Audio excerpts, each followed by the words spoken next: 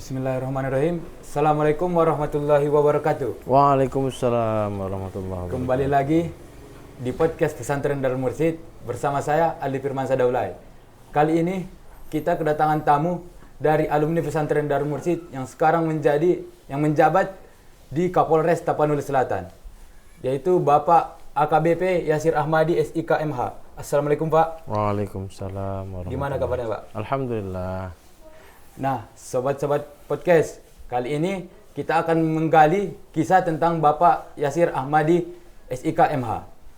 Oke Pak, boleh dong Pak, Bapak ceritakan tentang pengalaman Bapak selama santri di Pesantren Darul Mursyid hingga sekarang menjabat Kapolres Tapsel.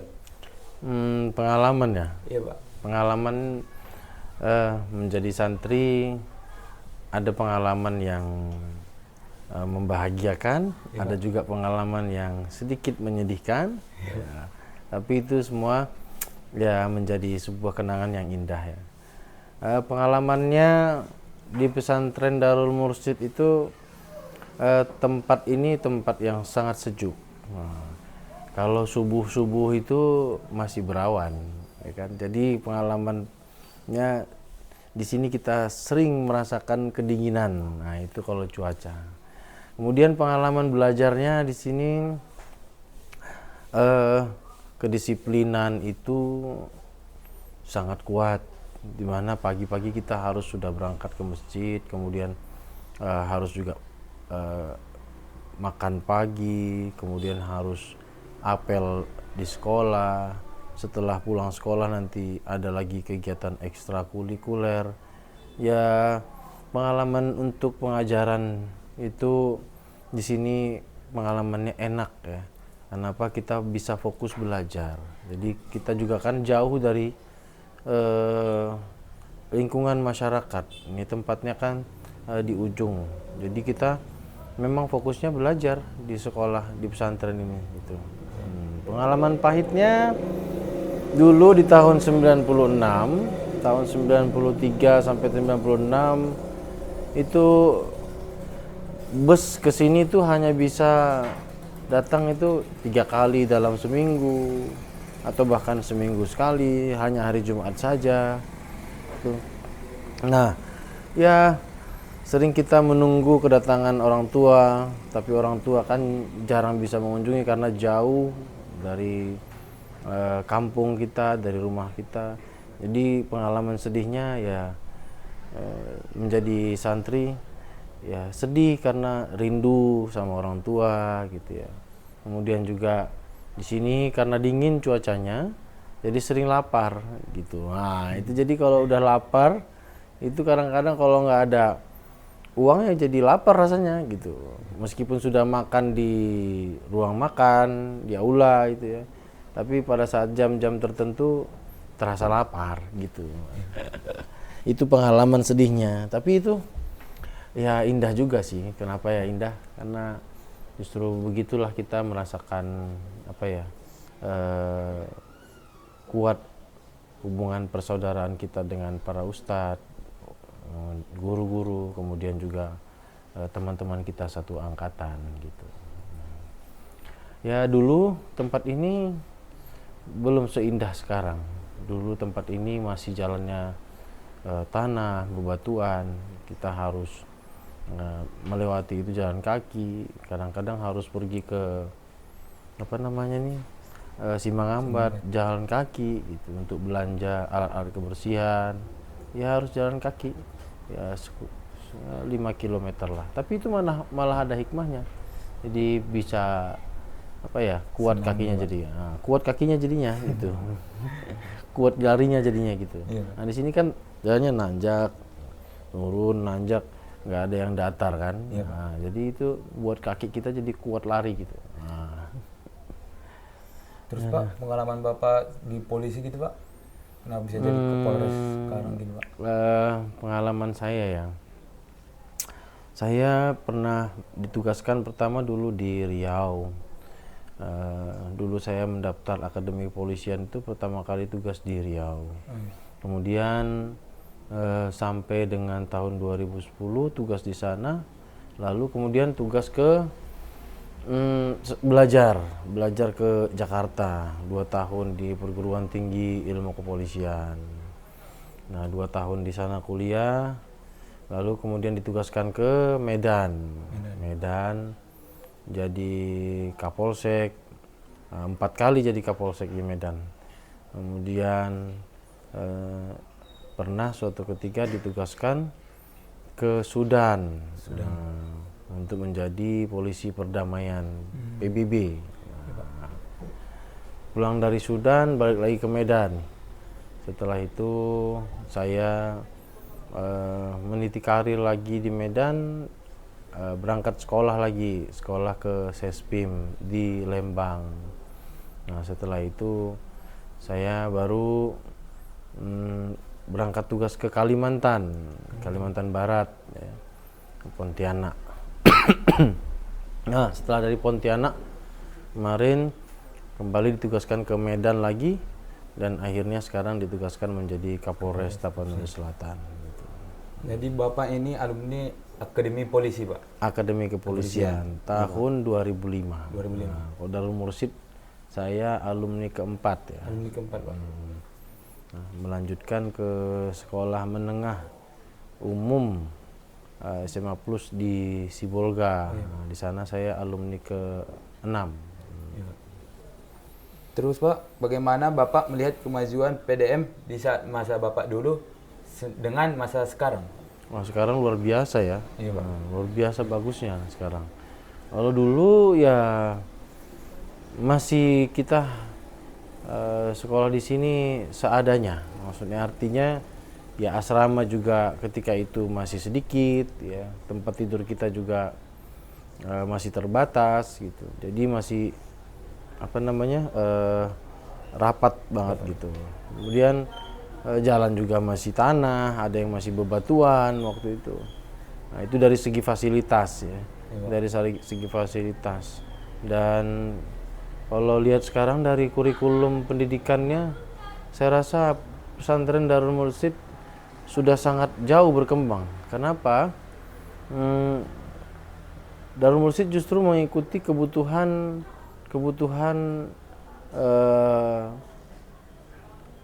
siswa di masa yang akan datang. Jadi pesantren dulu kan orang mengecap bahwa pesantren itu hanya bisa ngaji ya, hanya bisa ngaji ilmu agama gitu ya.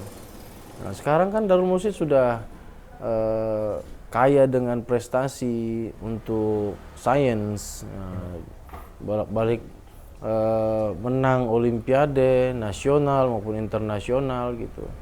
Ya memang kebutuhan dunia kita saat ini ya untuk teknologi ya sangat pesat ya.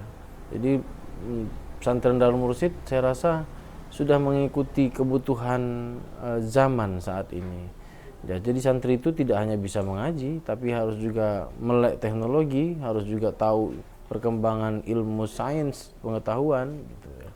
Jadi kalau dari segi kurikulum, ya Darul Mursid sekarang jauh berkembang ya, dibandingkan dulu. Ya, mungkin di zaman dulu bukan berarti tidak bagus, tapi zaman dulu kita memang banyak menitik beratkan kepada kurikulum agama karena memang kebutuhannya ketika itu masih menjawab kebutuhan yang saat ini ada gitu. Tapi di masa yang akan datang ya harus mempersiapkan adik-adik seperti sekarang ya kan, untuk menjawab tantangan di masa yang akan datang. Bukan berarti kita mengenyampingkan agama, bukan, justru malah agama itu sebagai pondasinya. Tapi untuk menjawab tantangan dunia, ya kita harus persiapkan pengetahuan yang berbasis pada perkembangan teknologi, sains, ilmu pengetahuan yang saat ini sudah jauh berkembang. Berarti menurut Bapak, Darul Mursid sekarang udah jauh lah berkembang, Pak? Jauh sekali berkembang. Alhamdulillah saya lihat, saya sampai ke sini, saya lihat, saya terbayang dulu bagaimana tempat ini ya. Sepi masih ya waktu itu.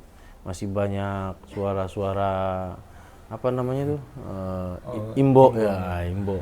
Atau kalau sekarang kalau nggak ada suaranya lagi ya berarti udah lebih banyak manusianya kan. Kalau dulu kan sedikit sekali manusia di sini, masih sangat-sangat sepi gitu. Selama Bapak jadi polisi, Pak, apa pengalaman yang paling berkesan dan tak terlupakan, Pak? Paling berkesan saya ketika saya menjadi polisi di Sudan, menjadi pasukan perdamaian itu ya.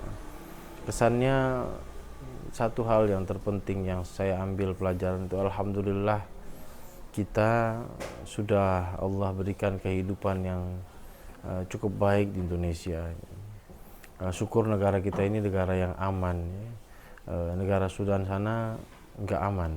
Jadi kita pun mau beribadah susah, mau berusaha susah, mau bekerja susah, tidak ada lapangan pekerjaan, kemudian mau bersekolah juga anak-anak susah, tidak ada sekolahan gitu ya. Jadi pengalaman itu membuat saya lebih bersyukur gitu. Nah, itu pengalaman saya jadi polisi yang sangat berkesan bagi saya. Syukurlah saya dijadikan polisi.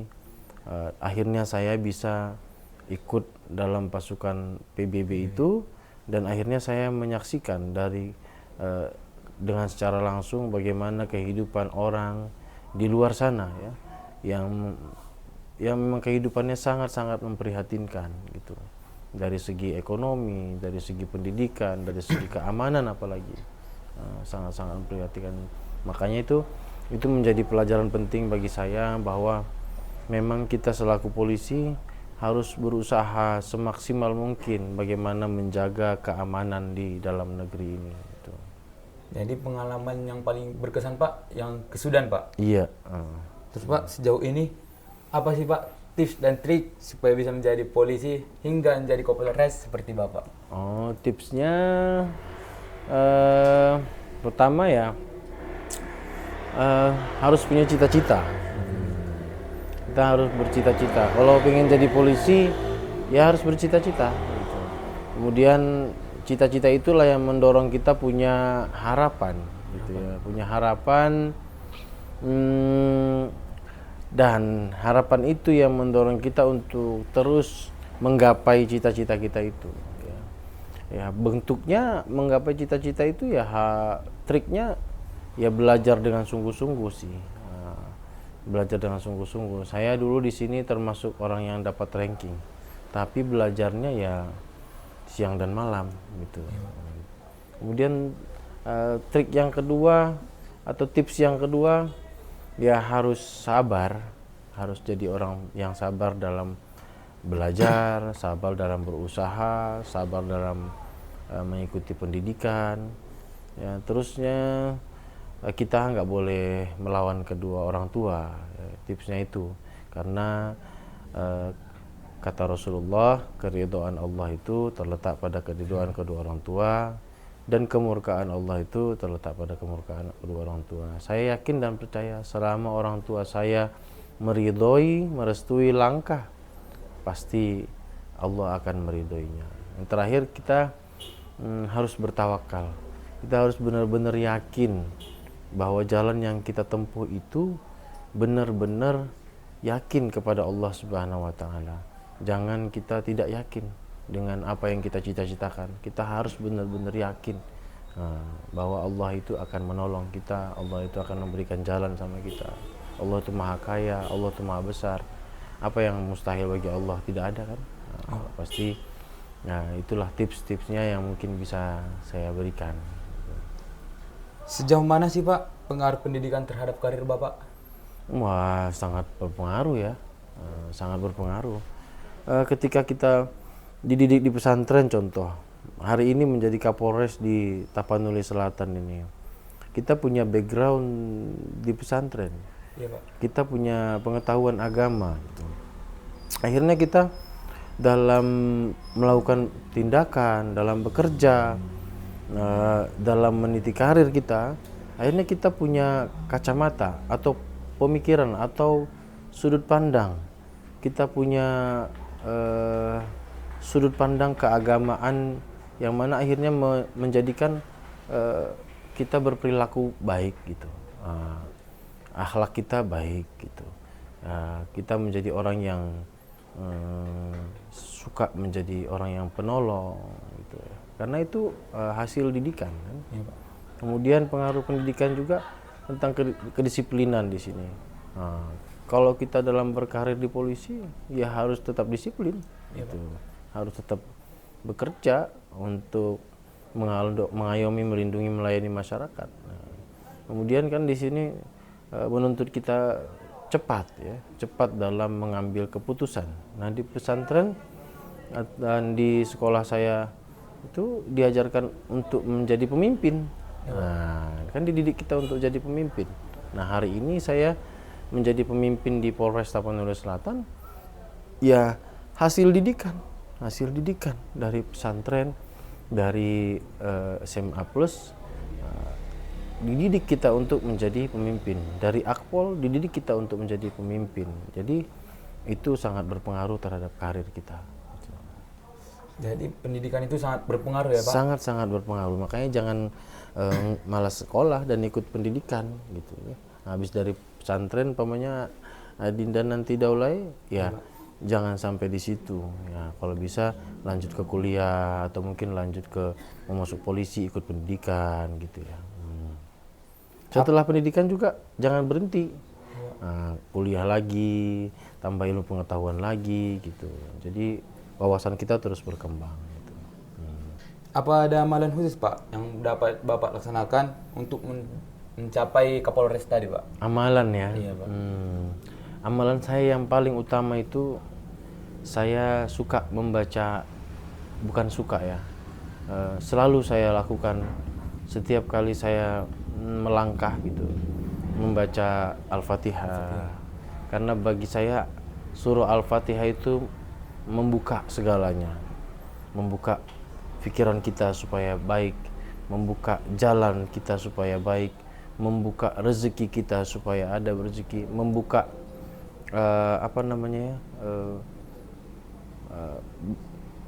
pembicaraan kita, omongan kita yang keluar tuh baik gitu. Jadi setiap hari saya sebelum memulai pekerjaan gitu, sebelum mulai belajar dulu pasti menyempatkan diri untuk baca Al-Fatihah. Paling sedikit saya baca 7 kali gitu. Nah, paling sedikit. Bahkan saya kadang-kadang start dari rumah itu baca Al-Fatihah sampai ke kantor gitu, baru selesai gitu. Cuman Al-Fatihah aja gitu. Jadi amalan khusus Bapak itu setiap mau melangkah membaca Al-Fatihah gitu Pak? Iya. Kalau saya sebut kata orang tua Pak, apa sih yang terlintas di pikiran Bapak? Bahasan tentang orang tua ya. Bagi saya orang tua itu seperti Tuhan kita di dunia ya. Kenapa begitu? Orang tua itu lebih tahu kepada diri kita daripada diri kita sendiri malahan di waktu kita kecil gitu. Iya, Pak. Kita tidak tahu cara makan. Ketika kita nangis, orang tua kita tahu kalau kita lapar. Artinya kan dia lebih tahu daripada kita terhadap diri kita sendiri ketika itu ya. Nah sekarang orang tua itu yang melintas dalam pikiran ya kasih sayang gitu. Dulu orang tua kita mengasihi dan menyayangi kita,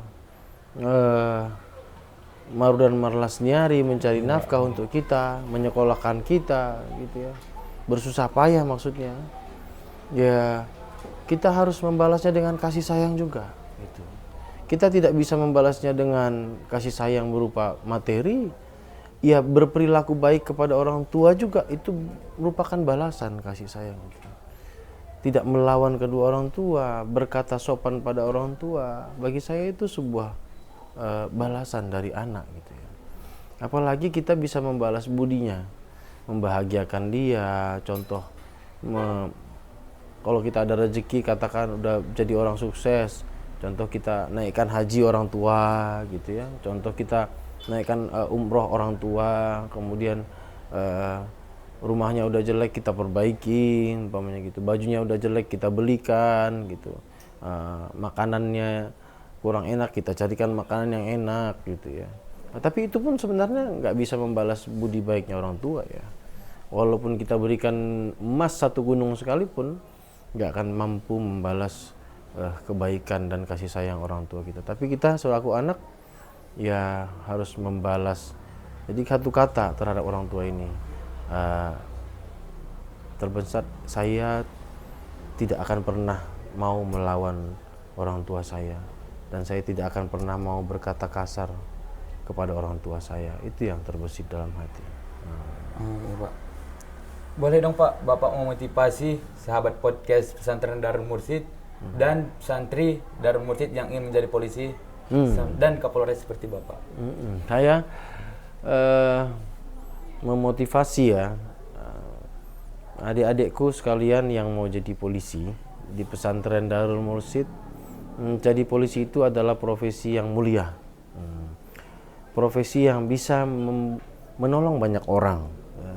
Jadi polisi itu adalah bayangkara negara. Apa artinya bayangkara itu? Dia siap berkorban untuk masyarakat, siap berkorban untuk negaranya. Dia tidak pernah mau melawan pimpinannya, setia pada masyarakat, pada bangsa dan negaranya. Menjadi profesi polisi itu adalah profesi yang sangat berarti di tengah-tengah masyarakat. Kita sangat bermanfaat di tengah-tengah masyarakat. Kalau tidak ada polisi, maka tidak akan ada yang mengatur kehidupan sosial masyarakat ini. Nah, kalau tidak ada polisi, maka negara ini akan berantakan. Nah, kalau tidak ada polisi, maka masyarakat ini akan kucar-kacir. Nah, maka motivasinya adik-adik yang mau jadi polisi, ayo persiapkan diri, persiapkan fisikmu, persiapkan psikismu, mentalmu, persiapkan juga kecerdasanmu, persiapkan juga ilmu pengetahuanmu supaya bisa nanti daftar polisi ketika dites bisa lulus gitu. Yakin dan percaya kalau lulusan pesantren dari jadi polisi, insya Allah mudah-mudahan akan menjadi polisi yang lebih baik. Gitu. Jadi Pak, tips-tipsnya seperti yang tadi kan Pak. Terus selama Bapak di sini, apa sih pengalaman yang paling tak terlupakan Pak? Di sini, yang paling tidak terlupakan apa ya? Saya pernah dikejar-kejar satpam di Pesantren Darul Mursyid ini. Namanya Pak Yunus. Ya, gara-gara apa? Gara-gara kita pernah nakal. Nakalnya itu dulu di sini ada apa? Arimonting. Nah, tahu Arimonting? Nah, tahu Arimonting. Kita nyari Arimonting sampai ke jauh ke bawah-bawah sana. Tahu-tahu aja ada Pak Yunus kan, dikejar-kejar lah kita. Terakhirnya mana? Nyungsep sampai ke kandang bebeknya Ustadz itu. Jadinya itu pengalaman pahit memang. Satu kata dong Pak buat Darul Mursyid. Darul Mursyid, saya bangga. Saya bangga. Saya bangga. I proud I am PDM. I'm proud I'm PDM. Itu katanya. Jadi aku bangga aku menjadi PDM. Aku menjadi alumni Pesantren Darul Mursyid. I proud of that. Jadi semuanya kita yang jadi alumni harus berbangga hati pernah sekolah di sini. Adik-adik yang sekolah di sini juga harus berbangga hati dan bersenang hati, bersyukur sudah menjadi santri di pesantren ini.